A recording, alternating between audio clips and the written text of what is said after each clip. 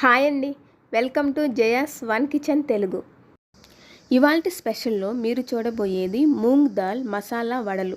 ఈ మూంగ్ దాల్ మసాలా వడల్ని పెసరపప్పు వడ అని కూడా అంటారు. ఈ వడల్ని మార్నింగ్ టిఫిన్లోకి, ఈవినింగ్ స్నాక్స్గా కూడా చేసుకొని తినొచ్చు.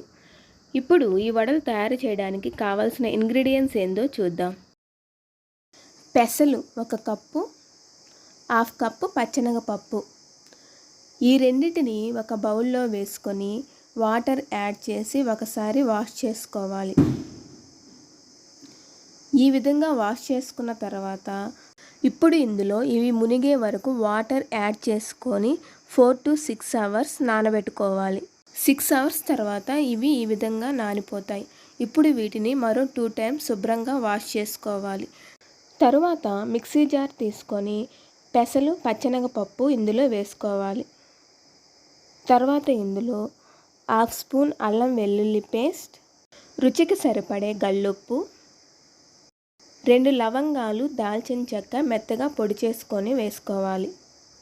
1 స్పూన్ ధనియాలు, 1/2 స్పూన్ జీలకర్ర. వీటిలో వాటర్ యాడ్ చేసుకోకుండా మిక్సీ పట్టుకోవాలి. మరీ మెత్తగా పలుకుల్లా కాకుండా ఇలా మీడియంగా మిక్సీ పట్టుకోవాలి. ఇప్పుడు ఈ పిండిని వేరే బౌల్లో వేసుకొని కట్ చేసి పెట్టుకున్న ఆనియన్స్, పచ్చిమిర్చి, కరివేపాకుని ఈ విధంగా చించుకొని వేసుకోవాలి. ఇప్పుడు ఇవి కలుపుకునే ముందు స్టవ్ మీద కడాయి పెట్టుకొని ఆయిల్ వేసుకొని ఆయిల్ని వేడి చేసుకోవాలి. తరువాత ఈ విధంగా వీటిని మిక్స్ చేసుకోవాలి. ఇలా మిక్స్ చేసుకున్న తర్వాత ఉప్పు చూసుకొని సరిపోకపోతే యాడ్ చేసుకొని మరలా ఒకసారి అంతా మిక్స్ అయ్యేలాగా కలుపుకోవాలి.